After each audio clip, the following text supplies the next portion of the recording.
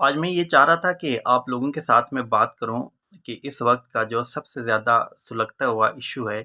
وہ فلسطین کا ایشو ہے، اس کے اوپر بات کروں، اور اسرائیل کی جو ننگی جاریت ہے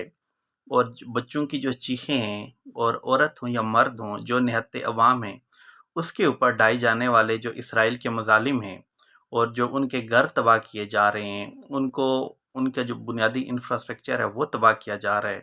تو اس کے اوپر میں بات کروں، اور اس کے ساتھ ساتھ حماس کے اوپر بھی بات کی جائے، جو پیلسٹائن لبریشن آرگنائزیشن ہے PLO، اس کے اوپر بھی بات کی جائے، اور تھوڑی سی تاریخی طور کے اوپر میں آپ سے چند معروضات شیئر کروں۔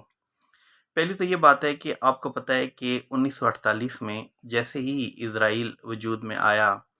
تو یہ کوئی یہودیوں کا جو مذہبی مسئلہ نہیں تھا کہ مذہبی مسئلے کو حل کرنے کے لیے انہوں نے اسرائیل کو بنایا، بلکہ یہ امریکہ کا سامراجی ایک پلان تھا کہ جس سامراجی پلان کے تحت مڈل ایسٹ میں مذہبی لڑائی پیدا کر کے مڈل ایسٹ کے وسائل کے اوپر اور اس کی جو سیاست ہے اس کے اوپر بلا شرکت غیر قبضے کو یقینی بنانا تھا۔ آج ہمارے ہاں سب سے زیادہ کنفیوژن یہ ہے کہ جو فلسطین کا مسئلہ ہے اس کو ہم مذہبی مسئلہ بنا کے پیش کرتے ہیں۔ یقین جانیے کہ فلسطین کا مسئلہ مذہبی معاملہ نہیں ہے، بلکہ یہ فلسطین میں رہنے والی جو آبادی ہے یا وہاں کے جو عوام ہیں ان کی قومی آزادی کا مسئلہ ہے۔ اس کو اس تناظر میں سمجھنے اور دیکھنے کی بہت زیادہ ضرورت ہے۔ آپ کو پتہ ہے کہ جیسے ہی اسرائیل 1948 میں مذہب کے نام کے اوپر امریکہ نے بنایا، سامراجی طاقتوں نے بنایا، تو فوراً اس کی جو پہلی سول وار ہے وہ شروع ہوگی، اور اس میں فلسطین کو انہوں نے شکست دی، اور اسرائیل کا جو قیام ہے اس میں انہی جو سامراجی طاقتیں ہیں انہوں نے بنیادی کردار ادا کیا۔ اور اس کے بعد آپ دیکھیں کہ جو فلسطین کے سیاسی لیڈرز تھے، جو وہاں کی اہل حل و عقد تھے، انہوں نے بیٹھ کے یہ سوچا کہ ہم اسرائیل کی جو اگریشن ہے اس سے کیسے نجات حاصل کر سکتے ہیں۔ اس کے اوپر آپ کو پتہ ہے کہ الفتح اور یاسر عرفات انہوں نے مسلح جدوجہد بھی کی، اور انہوں نے مسلح جو فوج ہے وہ بھی تیار کی تھی لیبنان میں، جس کو پاکستان سے جنرل ضیاء الحق اور خاقان عباسی یہ لوگ گئے تھے، اور انہوں نے جا کے فلسطین کی تحریک آزادی کو کچلا تھا اور ان لوگوں کو ختم کیا تھا۔ یہ اس کی تفصیلات آپ کہیں سے جان سکتے ہیں۔ اگلی یہ بات ہے کہ جو یاسر عرفات تھے، یا ان سے پہلے چونکہ PLO کی بنیاد رکھی گئی تھی 1964 میں، تو PLO کا جو موٹو تھا وہ کیا تھا، یا PLO مسئلہ فلسطین کو کیا سمجھتی تھی اور وہ کیسے حل کرنا چاہتی تھی؟ PLO یہ سمجھتی تھی کہ فلسطین کا مسئلہ کوئی مذہبی نہیں ہے، اور ہم پیلسٹائن لبریشن آرگنائزیشن میں فلسطین کی سرزمین پر آباد جتنے بھی مسلمان ہیں، جتنے بھی یہودی ہیں، چاہے وہ باہی مذہب کے لوگ ہیں، چاہے وہ کرسچنز ہیں، سب کو اس تحریک میں شامل کریں، اور انہوں نے ایسے ہی کیا کہ تمام مذاہب کے لوگ مل کے فلسطین کی آزادی کے لیے جدوجہد کر رہے تھے، اور اسرائیل کے نام کے اوپر جو سامراجی قبضہ تھا اس کو سارے لوگ مسترد کر رہے تھے۔ یہاں بھی یہ بات جاننا بہت ضروری ہے کہ جو یہودی مذہب کی مخالفت کہیں بھی مقصود نہیں ہے، کیونکہ ہر مذہب کو جینے کا حق ہے اور اس کو پنپنے کا حق ہے، تو یہودی مذہب کا مسئلہ نہیں ہے بلکہ صہیونی سوچ کا مسئلہ ہے۔ جو صہیونیت ہے یہ کوئی مذہبی سوچ نہیں ہے، بلکہ یہ سامراجی پلاننگ ہے، یہ سامراجی سوچ ہے، جس کے ذریعے سے اسرائیل کو اپنے سیاسی، معاشی اور فوجی جو عزائم مڈل ایسٹ میں امریکہ کے ہیں اس کے اسرائیل کو استعمال کرنا تھا ان مقاصد کے حصول کے لیے۔ اب آپ اس وقت بھی دیکھیں کہ جو غزہ ہے، غزہ کے اوپر جو حماس ہے اس کی گورنمنٹ ہے، اور جو ویسٹ بینک ہے، ویسٹ بینک میں آپ کو PLO کی گورنمنٹ، الفتح کی گورنمنٹ آپ کو نظر آتی ہے۔ تو تھوڑا سا یہ جاننا ضروری ہے کہ جو PLO ہے جب وہ تمام لوگوں کو انکلوڈ کر کے فلسطین کی آزادی کے لیے جدوجہد کر رہی تھی، اور آپ کو پتہ ہے کہ پہلے جو فلسطین PLO ہے، PLO یا الفتح، ان لوگوں کا نقطہ نظر یہ تھا کہ اسرائیل کو ختم کیا جائے، اسرائیل کی جو ریاست ہے وہ ناجائز ہے، وہ سامراجی پلاننگ کا حصہ ہے۔ لیکن جب انہوں نے دیکھا کہ تقریباً 50 سال گزر چکے ہیں، تو اب اس ریاست کے خاتمے کا مطالبہ یہ ہمیں کامیاب ہوتا ہوا نظر نہیں آتا، تو اس کے بعد آپ کو پتہ ہے کہ 1993 میں 1993 میں اسرائیل کی جو سوورینٹی ہے اس کو پی ایل او نے تسلیم کیا. اور آپ کو آپ نے نام سنا ہوگا جو 1997 کا جو 1993 کا جو اوسلو ایکارڈ تھا، تو اس کے ذریعے سے انہوں نے کہا کہ 2 اسٹیٹ جو سولوشن ہے وہ ہمارے لیے ایکسیپٹیبل ہے. جب پی ایل او اور الفتح وہ اب تمام تر مذاہب کے لوگوں کو ساتھ ملا کے فلسطین کو قومی تحریک آزادی کی بنیاد کے اوپر فلسطین کا مسئلہ حل کر رہے تھے، تو اس وقت 1987 میں حماس کی بنیاد رکھی گئی. تو حماس آپ کو پتہ ہے کہ یہ حرکت المقاومہ الاسلامیہ یعنی کہ حماس کا جو ایکرونیم ہے، تو اس کا مطلب یہ ہے کہ یہ اسلامی حکومت قائم کرنے کے لیے اسلامی فوج ہم لوگ تیار کر رہے ہیں. تو وہ مسئلہ کہ جو قومی تحریک آزادی کا تھا، حماس کے ذریعے سے اس مسئلے کو فوجی مسئلہ بنا دیا گیا اور مذہبی مسئلہ بنا دیا گیا. اور پھر یہ کہا گیا کہ بھائی جیسے میں آپ کو بتا چکا ہوں کہ پی ایل او یہ چاہتی تھی کہ ملٹری جو سولوشن ہے وہ کامیاب ہوتا ہمیں نظر نہیں آتا، تو پولیٹیکل سولوشن کے ذریعے سے ہم فلسطین کی جو ریاست ہے اس کو انٹرنیشنلی ریکاگنائز کروا لیں گے، اور 2 اسٹیٹ جو سولوشن ہے وہی کارگر ہے، اس کے علاوہ اور کوئی سولوشن ہمارے لیے کارگر نہیں ہے. اور اس کے ساتھ یاسر عرفات نے یہ کہا کہ اسرائیل کے خلاف جو ملیٹنٹ کاروائیاں ہیں ان کو روکا جائے، اور جو ملیٹنٹ کاروائی ہے اس کا پی ایل او کے ساتھ کوئی تعلق نہیں ہے، اور انہوں نے اس کی مخالفت بھی کی. اور میری نظر میں یہ رائے جو تھی وہ زیادہ صائب تھی، اور اس کے ذریعے سے فلسطین کا مسئلہ حل ہو سکتا تھا. ایک طرف جو سمجھنے کی بات ہے کہ ایک طرف اسرائیل کی انتہا پسندی ہے اور اسرائیل کی جہاریت ہے، اس کی بنیاد پرستی ہے. تو پوری دنیا میں فلسطین کے جو اہل و حل و عقد تھے، پی ایل او الفتح، انہوں نے مل کے تو پوری دنیا میں اسرائیل کا جو جبر ہے، ظلم ہے، اس کو ننگا کیا، اور پوری دنیا کو فلسطین کی عوام کی سپورٹ کے لیے یکجا کیا. ایک طرف اسرائیل تھا، اس کو سپورٹ امریکہ کر رہا تھا، اور دوسری طرف جو انٹرنیشنل کمیونٹی تھی اس کی اکثریت وہ فلسطین کا جو پوائنٹ آف ویو ہے اس کو سپورٹ کرنا شروع ہو گئی. لیکن حماس نے جب آ کے اس قومی مسئلے کو مذہبی بنا کے ملیٹنٹ کاروائیاں شروع کر دیں، تو اس کی وجہ سے اب یہ ہوا کہ 2 گروپس ہیں اور وہ لڑائی کر رہے ہیں. ایک طرف سے حماس اسرائیل کے اوپر اٹیک کر رہی ہے، اور جواب میں اسرائیل حماس کے اوپر اور فلسطین کے لوگوں کے اوپر اٹیک کر رہا ہے.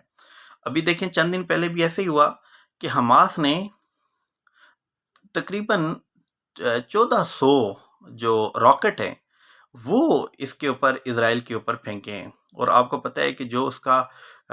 ڈوم کے نام سے جو میزائل ڈیفنس سسٹم ہے تو وہ بھی وہاں پہ ناکام ہو گیا. تو یہ سمجھنے کی بات ہے کہ وہ کیسے ناکام ہوا، اور اس کو ناکام کیا اندر سے اسرائیل نے کیا کہ تاکہ حماس کے جو اٹیکس ہیں وہ اسرائیل کے اوپر ہوں، اسرائیل کی جو عوام ہے وہ ماری جائے، اور جس کی رد عمل کے طور کے اوپر اسرائیل پوری دنیا سے ہمدردی حاصل کرے اور حماس کے خلاف کارروائی کر کے جو غزہ ہے غزہ کے اوپر قبضہ قائم کرے. یہ چیز جو ہے نا یہ ہمارے لیے سوچنے کی ہے. اور آپ کو اس بات کا بھی پتہ ہوگا کہ یونائٹڈ نیشن میں جو نان ممبر آبزرور ہے وہ پی ایل او ہے،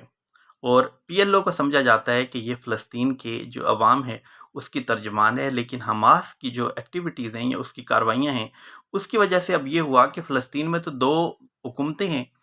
ویسٹ بینک کے اوپر پی ایل الفتح کی حکومت ہے، اور جو غزہ ہے غزہ سٹرپ اس کے اوپر جو ہے وہ حماس کی حکومت ہے. تو اب اگر انٹرنیشنل کمیونٹی بات کرے گی تو ان 2 میں سے کس کے ساتھ کرے گی؟ ایک تک کا نقطہ نظر جو ہے وہ ملٹری سولوشن ہے، اور دوسرا جو ہے وہ پولیٹیکلی اس مسئلے کو حل کرنا چاہتی ہے. تو سب سے زیادہ فلسطین کے ایشو کو اگر کسی نے نقصان پہنچایا ہے تو فلسطین کے اندر یہ جو 2 ایک بائفرکیشن ہے یا 2 بڑے گروپس ہیں یا پولیٹیکل آئیڈیالوجیز ہیں، ایک ملیٹنٹ آئیڈیالوجی اور ایک پولیٹیکل آئیڈیالوجی، اس کی وجہ سے فلسطین کے ایشو کو سب سے زیادہ نقصان پہنچا. اب دیکھیں کہ شیخ احمد یاسین نے جب 1987 میں اس کی حماس کی بنیاد رکھی تو اس کے بعد ملیٹنٹ جو ایکٹیویٹیز ہیں وہ چلتی رہیں، اور فلسطین اسرائیل نے پہلے 1948 میں فلسطین کے عوام کو تباہ کیا، قتل و غارت کی، اور اس کے بعد جو عرب اسرائیل وار تھی 1967 کی، تو 6 دن تقریباً وہ جو جنگ ہے وہ جاری رہی، اور بالآخر اسرائیل جو ہے وہ کامیاب ہوا، اور فلسطین کے جو علاقے تھے اس کے اوپر اسرائیل نے قبضہ کر لیا۔ جو حماس ہے، حماس ایک سنی اسلامسٹ آرگنائزیشن ہے، تو اس کی وجہ سے جو ایک انکلوسیو اپروچ تھی کہ تمام مذاہب کو ساتھ ملا کے فلسطین کی آزادی کے لیے یکجا کیا جائے، یہ بات ختم ہو گئی۔ اب میں آخری ایک دو تین پوائنٹس آپ کے سامنے رکھنا چاہتا ہوں۔ ہمیں یہ سوچنا ہوگا کہ کیا ہم فلسطین کی عوام کی حمایت اس لیے کریں کہ وہ مسلمان ہیں؟ کیا صرف اس وجہ سے کریں، یا اس وجہ سے کریں کہ وہ مظلوم انسان ہیں؟ اور کیا فلسطین کی عوام کی حمایت مسلمانوں کے لیے ہی ضروری ہے، یا تمام انسان چاہے وہ کسی بھی مذہب سے تعلق رکھتا ہے، یہ اس کا فرض بنتا ہے کہ وہ اسرائیل کے ظلم اور بربریت کے خلاف فلسطین کی عوام کا اور فلسطین کے لوگوں کا ساتھ دے؟ میں یہ سمجھتا ہوں کہ اس مسئلے کو سمجھنا بہت ضروری ہے، اور تمام مذاہب کے لوگ چاہے وہ کسی بھی، آپ دیکھیں کہ اس وقت آج ہم پریس کلب اسلام آباد میں گئے تو چند ہی لوگ تھے کہ جو اسرائیل کی بربریت کے خلاف احتجاج کرنے کے لیے گئے تھے، جبکہ آپ امریکہ میں دیکھیں، آپ لندن میں دیکھیں، آپ پیرس میں دیکھیں، آپ دیگر جو یورپین کنٹریز ہیں وہاں پہ دیکھیں، تو وہاں پہ بہت بڑے بڑے جلوس اور بہت بڑے بڑے احتجاجی مظاہرے ہوئے ہیں۔ کس کے خلاف؟ اسرائیل کی جارحیت کے خلاف۔ تو کیا ان لوگوں نے مظاہرہ اس وجہ سے کیا ہے کہ وہ مسلمان ہیں؟ بالکل بھی نہیں، بلکہ اس وجہ سے کیا ہے کہ اس دنیا میں رہنے والے جتنے بھی مذاہب کے لوگ ہیں، جس رنگ اور نسل کے لوگ ہیں، تو ان تمام کا کام یہ ہے کہ وہ ظالم کے خلاف یکجا ہوں اور اسرائیل کی بربریت کے خلاف یکجا ہوں، اور اس مسئلے کو ہم جب تک اس کو مذہبی مسئلہ سمجھتے رہیں گے یہ کبھی حل نہیں ہوگا۔ جب اس کو سیاسی نقطہ نظر سے شعور کی بنیاد کے اوپر اس کو سمجھیں گے، ہم کہیں گے کہ یہودیت جو یہودی مذہب ہے اس کی مخالفت کوئی نہیں کرتا، اور اس کی مخالفت کرنی بھی نہیں چاہیے، ہر مذہب کو جینے کا حق ہے۔ جو مخالفت کی جاتی ہے وہ صہیونیت کی جاتی ہے، جو اس کے سیاسی عزائم ہے، سامراجی عزائم ہے، اس کی جو مخالفت ہے وہ ہونی بھی چاہیے، اور اس کو زیر بحث لانا بھی چاہیے۔ تو ان چیزوں کے، ان بنیادوں کے اوپر اگر ہم سوچیں گے تو ہمیں پتہ چلے گا کہ دنیا بھر میں اس وقت جو ظلم اور جبر ہے تو وہ آرکسٹریٹڈ ہے، وہ یعنی کہ سارا کچھ یہ بساط سوچ سمجھ کے بچھائی گئی ہے۔ امریکہ کی جو 25% صنعتیں ہیں وہ اسلحہ بناتی ہیں، تو امریکہ کا اسلحہ کہاں جا کے خرچ ہوگا؟ جو اسلحہ بنانے والے جو بڑے بڑے وہاں کے انڈسٹریلسٹ ہیں تو وہ کیا کریں گے کہ دنیا میں امریکی حکمت عملی کے ذریعے سے جنگ چھیڑیں گے۔ اب دیکھیں کہ کل رات کو جا کے امریکی صدر نے کتنی زیادہ یعنی کہ اسلحے کی الگ کمٹمنٹ کی اور ڈالرز کی الگ کی کہ ہم اسرائیل کے ساتھ ہیں اور اسرائیل کا ساتھ دیں گے۔ تو ہمیں یہ پتہ چل جانا چاہیے کہ بھائی اس وقت جو اسرائیل ہے وہ سامراج کا ایک کٹھ پتلی ہے، وہ سامراج کا اہلکار ہے، اور پوری دنیا میں سامراجی عزائم اور سامراج کی بربریت کے اوپر مٹی ڈالنے کے لیے مسلمان ماشاءاللہ ہر جگہ یہ کہتے ہیں کہ بھائی پوری دنیا یہودیوں کے قبضے میں ہے، اور امریکہ بھی یہودیوں کے قبضے میں ہے۔ یہ امریکہ کیسے یہودیوں کے قبضے میں ہے کہ جو یہودیوں کی ایک سٹیٹ ہے تو وہ اپنے آپ کو بنانے سے لے کے آج تک امریکہ کے مرہون منت ہے، تو اس سے جو سامراجی بربریت ہے اس کے اوپر پردہ ڈالا جاتا ہے۔ تو اصل میں امریکی سامراج اور امریکی سامراج کی جو بچھائی گئی بساط ہے، تو اس کے تناظر میں اس مڈل ایسٹرن ایشو کو دیکھنے کی ضرورت ہے۔ اب میں آخر میں یہ کہنا چاہتا ہوں کہ اس کا سلوشن کیا ہے؟ اس کا سلوشن یہ ہے کہ تمام عرب ممالک جتنے بھی ہیں، پہلے ہمیں یہ سوچنا چاہیے کہ ہم یہ نہیں ہمیں کرنا چاہیے کہ صرف فلسطین غلام ہے، یہ سوچنا چاہیے کہ جو مسلم اکثریتی ممالک تقریباً 57 ہے وہ سب کے سب غلام ہیں، ان میں سے ایک بھی آزاد نہیں ہے۔ سب کو قومی تحریک آزادی لڑنی چاہیے وہاں کی عوام کو، تاکہ ان ممالک کو آزاد کیا جا سکے۔ اور اس ایشو میں ہم نے دیکھا ہے کہ یہ کتنے آزاد ہیں، اور ہمیں پتہ ہے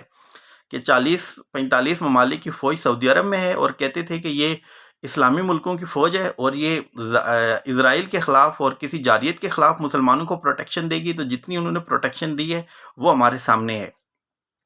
تو ہمیں یہ سوچنا ہوگا کہ جب ہم اسرائیل کو ایک عرب سٹیٹ سمجھ کے، تو جیسے اوسلو ایگریمنٹ میں ہوا بھی کہ